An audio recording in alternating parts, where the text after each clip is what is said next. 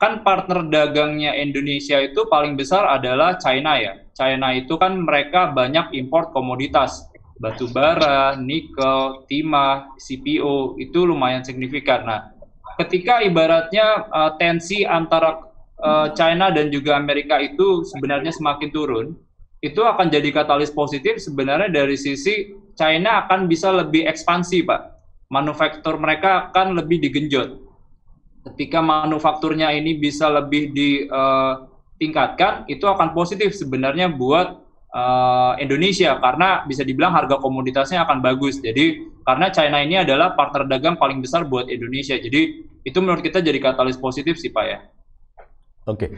Nah Pak, untuk sektor saham yang paling cuan di tahun 2021 tadi Bapak ada katakan bahwa yang pertama priority ya yang menjadi suggest atau mungkin arahan dari Pak Niko itu adalah yang pertama perbankan ya Pak ya, masih bagus ya. Yang kemudian kedua nikel. Kemudian ketiga itu adalah construction Pak ya, karena ada dana untuk construction tahun ini ada mengalami kenaikan. Dan kemudian nikel juga ya. Nikel juga akan mengalami hal yang sangat bagus sekali. Dan di sektor-sektor yang lain itu bagaimana Pak? Apakah itu menjadi prioritas kedua? Kalau dari 4 sektor ini Pak, mana yang paling prioritas Pak? Di antara 5 sektor ini, termasuk gas Pak. Oke. Pasien ini saya koneksi ke sananya aman ya? Agak putus-putus nggak? Aman, suara Bapak jelas Pak. Oh, suara saya di studio Bapak bagaimana? Tadi agak sempat keputus, cuman saya dapat kok Pak, maksudnya pertanyaannya seperti apa. Oke. Kalau dari sektor ya Pak, pertama sebenarnya mana disuruh pilih yang paling ini? Yang paling top priority dulu Pak. Paling mungkin top priority pilihan utama ya. kita. Kalau buat investor mungkin gini sih Pak ya. Investor ini kan sebenarnya karakteristik resikonya cukup banyak ya Pak. Ada yang ibaratnya mungkin yang masih muda gitu ya, mereka pengennya yang naiknya lumayan kencang gitu ya, yang baru-baru lulus, baru naik di pasar modal, mereka pasti akan nyari return yang lebih tinggi Pak. Cuman kalau yang udah berumur-umur, biasanya mereka udah cari yang aman-aman aja. Jadi kita balikan lagi sebenarnya mereka cocoknya dengan profil resiko yang mana gitu. Mungkin itu sih jawabannya. Jadi cuman kalau seandainya buat kayak investor yang suka banget dengan proksi volatilitas yang lebih tinggi, dengan potensi imbal hasil yang juga lebih tinggi, saya bisa sarankan adalah sektor komoditas, kayak contohnya nikel gitu ya. Kayak misalnya adalah aneka tambang dan juga Inco Pak, itu saham yang ada di sektor nikel. Karena gini Pak, jadi kalau di dunia ini kita tahu bahwa tren mobil listrik ini atau electric vehicle ini kan benar-benar signifikan. Kalau kita lihat porsinya secara peningkatan, growth-nya mobil listrik dibandingkan mobil konvensional lebih tinggi sekarang, Pak. Nah, kalau kita lihat di dunia ini, kan salah satu komponen buat otomotif itu 60%-nya paling besar adalah baterai listrik. 40-60% adalah baterai listrik. Nah, dari baterai listrik itu, sekarang tren di dunia itu sebenarnya ada banyak, Pak. Cuma mereka lebih suka pakai lithium ion yang basisnya nikel. Karena nikel ini bisa dibilang lebih stabil dalam menghantarkan panas dibanding kayak mereka pakai kobalt, pakai koper. Nah, jadi lebih stabil. Nah, jadi lithium ion yang basisnya nikel ini bakal jadi katalis positif. Jadi itu translasinya bagus karena komposisi baterai listrik ini itu 60% itu adalah bahan baku atau raw material, itu adalah nikel. Nah, jadi itu yang sebenarnya menurut kita jadi katalis positif buat harga nikel. Karena kelihatan Pak, harga nikel sekarang ini udah di 18.500 ya. Kalau tahun lalu tuh baru sekitar 14 ribuan. Nah, jadi meningkatnya cukup signifikan dan harapannya juga akan stabil. Lalu yang kedua sebenarnya, kalau kita lihat kan nikel ini bukan cuma digunakan untuk baterai listrik ya Pak.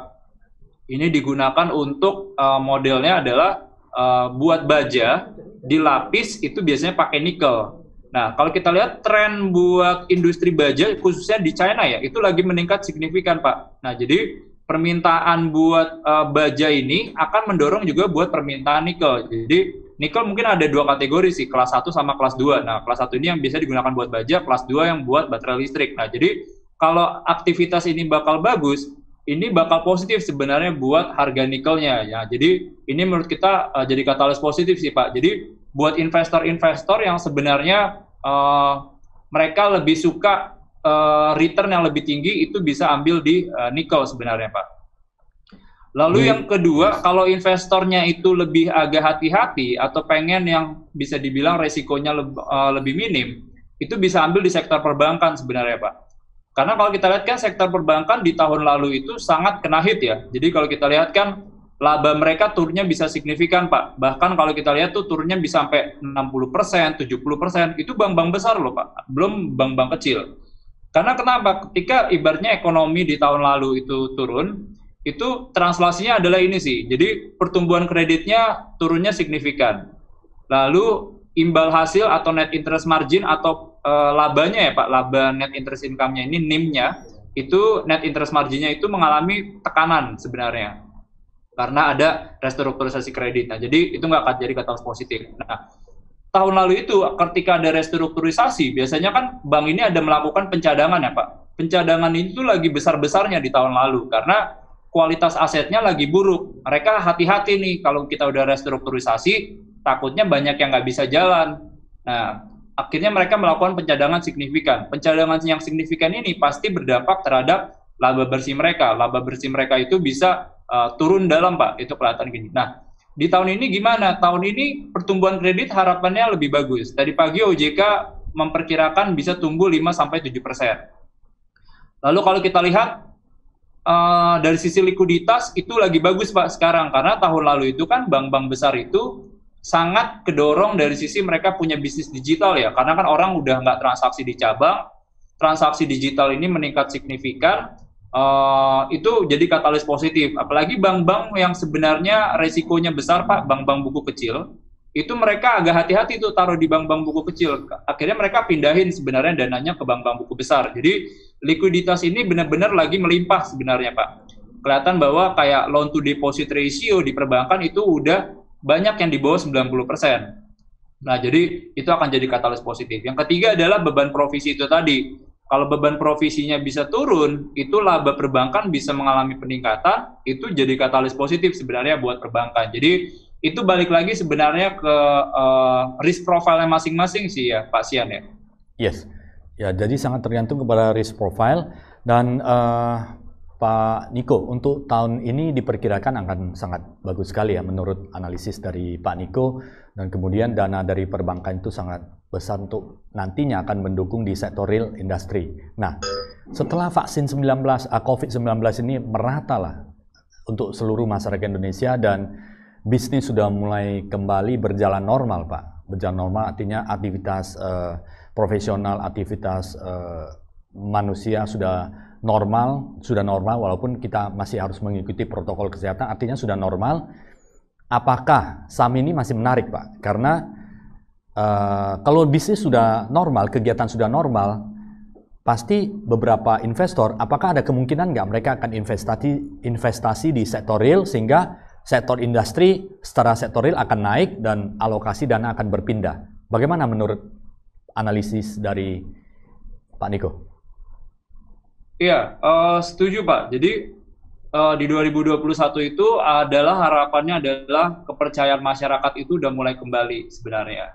Cuman sebenarnya ini indikasinya belum yang sustain ya Pak, belum yang benar-benar stabil banget, karena kemarin contohnya adalah kepercayaan masyarakat, consumer confidence kita dari sekitar 90-an itu sempat turun ke 80-an.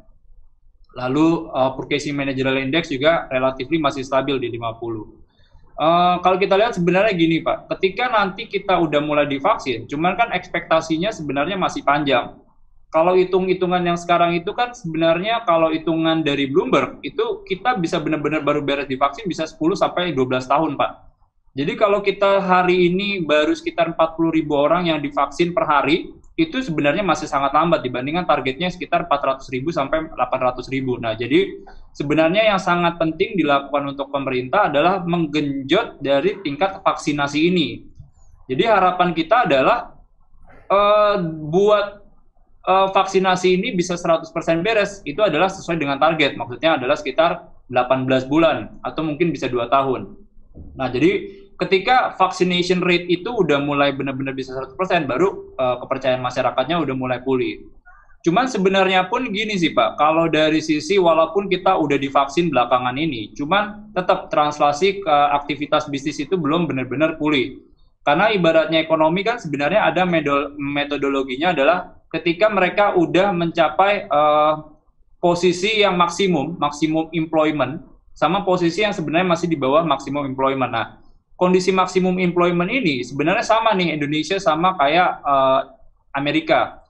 Di Amerika pun, walaupun ibaratnya mereka vaksinasinya ini udah salah satu yang paling cepat, Pak. Mereka sudah sekitar dari total populasi itu sekitar 10% vaccination rate-nya. Itu tinggi banget sebenarnya. Nah, cuman kalau ibaratnya kembali ke level maksimum, itu masih akan sangat panjang. Harapan mereka mungkin bisa di 2022, bahkan 2023, karena kalau kita lihat penganggurannya masih lumayan tinggi. Nah, jadi di Indonesia juga sama nih, kita harus dorong vaccination rate itu tadi, yang akan mendorong kita bisa kembali ke posisi maksimum employment itu tadi. Kalau buat nanti dana-dana kembali ke industri itu sebenarnya udah kelihatan juga Pak ya. Jadi saya kemarin lihat datanya BKPM terkait investasi. Jadi even kemarin di tahun lalu di kuartal keempat investasi ini udah mulai pulih Pak. Jadi kalau kita lihat kan kemarin BKPM itu mencapai 100%, 101% dari target investasi mereka. Nah, kelihatan banget bahwa penanaman modal asing ini positif. Cuman penanaman modal dalam negeri itu belum pulih signifikan, Pasian. Nah, jadi harapan pemerintah adalah membantu buat kayak bisnis UMKM, membantu dari sisi stimulus, harapannya agar penanaman modal dalam negeri ini mengalami peningkatan signifikan. Cuman kalau kita lihat di 2021 ini, kondisi investasi juga harusnya akan lebih stabil ya Pak ya. Kita tahu bahwa pemerintah pun telah menerapkan Omnibus Law, itu kalau kita lihat juga responnya di regional itu positif ya. Lalu kalau kita lihat juga pemerintah mendorong investasi dalam bentuk pembentukan kemarin ya Pak, Sovereign Wealth Fund. Jadi dana-dana investasi ini bisa masuk ke jalan tol, ke pelabuhan, dan itu harapannya akan bagus juga buat sektor konstruksi. Nah, jadi dengan pemangkasan deregulasi, habis itu dengan kemudahan berinvestasi, dengan bantuan stimulus yang diharapkan, jadi ini akan mendorong dari sisi investasi akan kembali ke industri, lalu dari sisi aktivitas bisnis akan mengalami pemulihan, laba-laba perusahaan akan meningkat, jadi itu juga akan jadi katalis positif sih Pak buat pasar saham. Keuntungan itu akan diinvestasikan sebagian ke pasar saham kembali ya Pak ya? Betul Dan Pak. peningkatan dari investor saham di tahun 2020 luar biasa sekali Pak ya, ada peningkatan yang luar biasa. Untuk tahun ini bagaimana Pak, menurut analisis Bapak? Kalau kita lihat sebenarnya makin jadi hype ya Pak ya sekarang, apalagi kan kalau kita lihat sosial media itu sekarang signifikan ya Pak. Jadi buat investor-investor di 2020 itu mereka kenal pasar saham melalui media-media channel. Contohnya channel YouTube, mereka udah mulai banyak channel yang membahas tentang saham, mereka punya knowledge. Lalu kalau kita lihat buat Instagram itu juga udah banyak banget account-account atau ibaratnya influencer yang di situ. Grup-grup saham juga sekarang makin tinggi, jadi banyak banget investor-investor baru itu yang mulai aware dengan pasar modal itu tadi. Jadi bahkan kayak zaman-zamannya anak SMA pun itu sekarang udah lumayan melek investasi Pak. Mereka udah mulai nanya buat pasar saham. Buat tahun ini sebenarnya kita lihat tren peningkatan investor itu harusnya juga masih positif ya. Cuman mungkin nggak akan sekencang di tahun 2020 karena tahun 2020 itu kan mereka menggaungkan, oh ini zaman-zamannya kayak tahun 2008 nih. Kalau mau masuk pasar saham sekarang gitu. Karena waktu itu koreksinya signifikan Pak. Di bulan Maret kan koreksinya signifikan jadinya kesempatan langka nih. Jadi besarnya di situ. Nah, karena udah besar di situ jadi mungkin labanya pertumbuhannya akan sedikit mengalami normalisasi. Cuman kalau kita ngomongin secara pertumbuhan harusnya masih positif ya. Karena kalau kita lihat pun dari sisi regulasi IDX-nya selalu promo tuh Pak, mereka melalui media, mereka promo terus buat investor, makin banyak buat kayak gathering buat investor itu juga makin positif. Apalagi kalau kita lihat buat beberapa sekuritas pun udah mulai banyak bikin konten-konten terkait saham. Jadi kita nggak, zaman-zaman dulu kan sebenarnya kita harus ke kantornya langsung, kita datang baru kita bisa belajar saham Pak ya. Sekarang kan kita kalau dari sekuritas ini bikin webinar pun mereka udah tinggal tonton tuh Pak. Jadi mereka punya knowledge, mereka juga ilmunya juga bakal lebih gampang taunya. Jadi itu menurut kita jadi katalis positif ya buat peningkatan investor ya Pak. Ya, baik Pak Niko, ini ada pertanyaan dari Pak Ispan, bagaimana tips dan trik untuk investasi pemula ya, investasi pemula di pasar saham. Nah ini Pak, saya lanjut lagi pertanyaannya, biasanya untuk analisis untuk pemula, apakah fundamental, teknikal, atau bandar Pak? Ikuti arah bandar, biasanya kan arah bandar juga menjadi satu pergerakan yang sangat perlu diperhatikan. Dan kemudian apakah sekarang kan ada indeks dari Bursa Efek Indonesia ESG Pak? Bagaimana menurut Bapak? Iya, buat investor pemula ya, mungkin saya sedikit sharing sih Pak ya pengalaman saya ya. Saya waktu itu masuk pasar modal tahun 2010 Pak, itu semester 7 saya kuliah waktu itu, saya di UI. Jadi yang saya lakukan di awal-awal itu adalah banyak membaca Pak, terus banyak membaca. Jadi saya banyak baca buku tentang pasar modal, baca buku teknikal juga Pak. Jadi saya nggak membatasi diri saya waktu itu, bacanya fundamental aja deh, saya nggak mau teknikal. Lalu itu saya banyak membaca. Lalu pelan-pelan dari situ saya udah mulai melakukan investasi. Cuma nominalnya kecil Pak, saya batasin dulu. Ibaratnya biar kenal dulu nih, biar kenal dan sayang sama pasar modal ini sebenarnya. Lalu pelan-pelan saya mulai kayak meningkatkan ilmu saya, ikut seminar, ikut webinar, ikut acara di sekuritas. Jadi itu sampai benar-benar saya dapat gaya investasi yang paling pas dengan saya. Saya selalu menganut prinsip ini sih Pak, investment without knowledge is always gambling gitu. Jadi saya sarankan sebenarnya buat investor pemula, jangan yang di mindsetnya itu adalah return sebenarnya.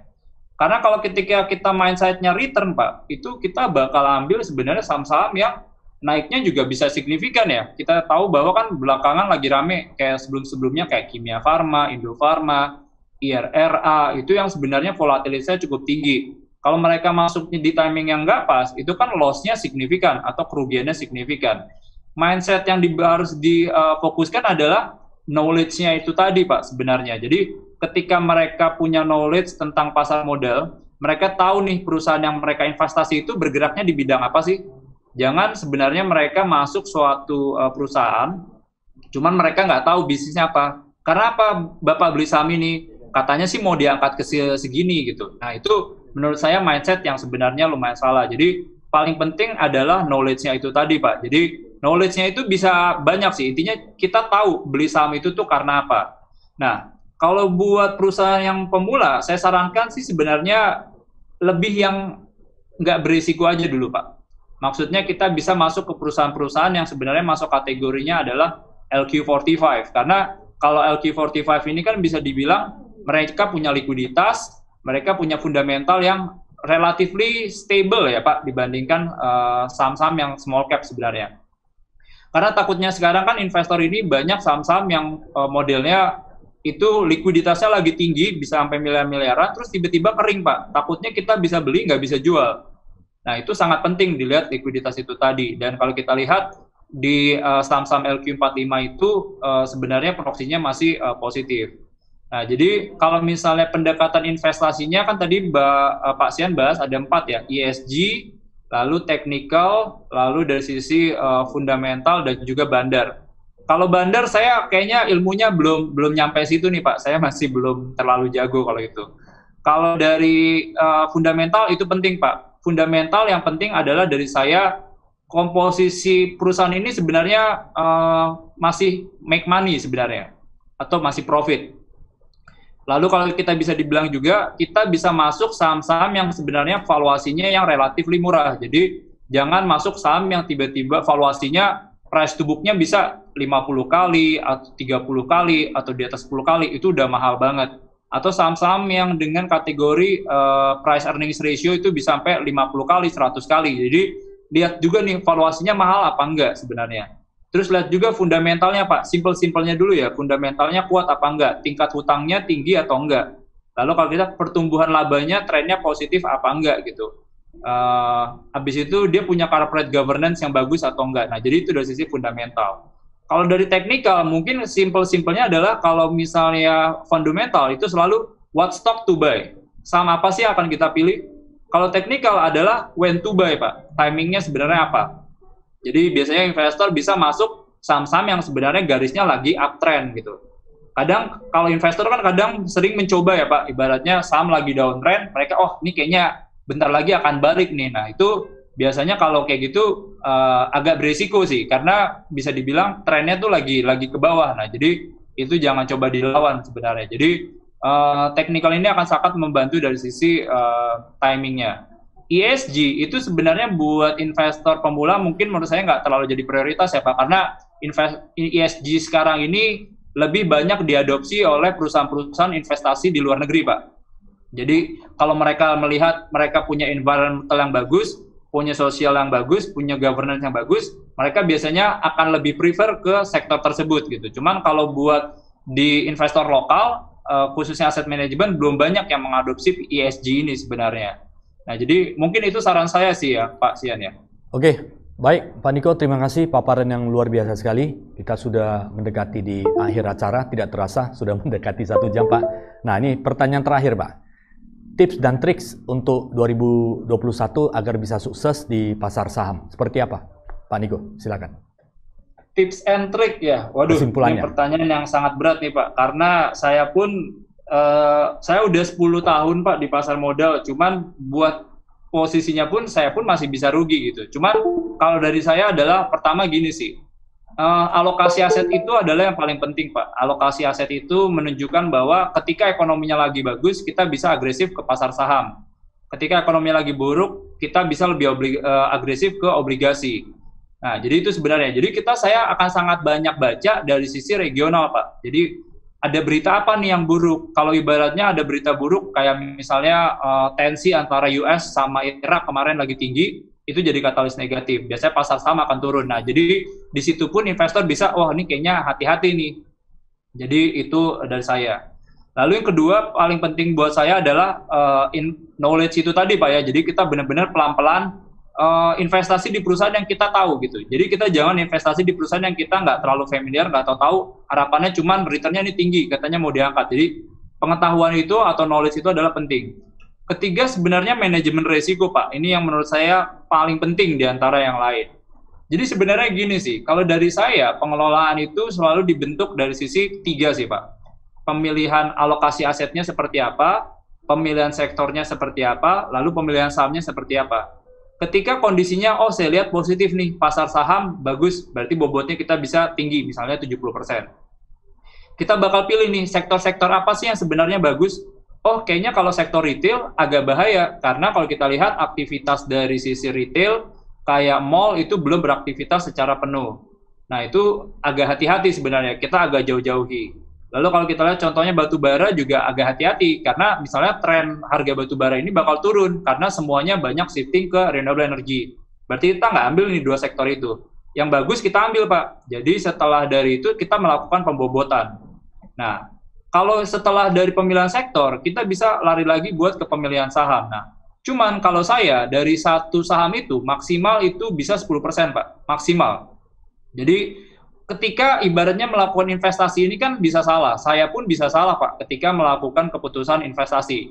Nah, ketika porsi saya itu sebenarnya 10%, itu saya masih bisa dimitigasi oleh 90% yang lain kalau saya salah. Kalau saya salah 2, masih bisa dimitigasi oleh 80% yang lain. Nah, itu sebenarnya gitu. Nah, jadi secara komposisinya itu kita bisa ambil juga perusahaan-perusahaan yang sebenarnya relatif kuat ya. Apalagi khususnya buat pemula ya, yang belum terlalu ini. Jadi kita bisa komposisi portofolio kita itu adalah 70%-nya adalah saham-saham LQ45 yang relatif kuat. Perbankan itu bisa masih positif, lalu kayak Kalbe Farma yang menurut kita fundamentalnya juga bagus. Kalau Bapak Ibu pengen, berarti nggak boleh masuk saham-saham yang gorengan gitu dong Pak. Kalau misalnya masuk gorengan dan menurut Bapak fundamentalnya bagus, kayak contohnya Krakatau Steel, boleh nggak masalah small cap. Cuman itu porsinya juga dibatasin Pak. Kalau dari saya mentok itu sebenarnya 2,5% dari portofolio. Jadi ketika ibaratnya mungkin kalau seandainya dia naik signifikan, saya nggak terlalu cuan terlalu banyak ya. Cuman kalau misalnya dia turun, saya juga nggak rugi terlalu banyak gitu. Jadi sebenarnya itu akan membatasi resiko saya sebenarnya. Jadi itu sih sebenarnya saran atau tips and trick saya untuk investasi di tahun 2021 nih.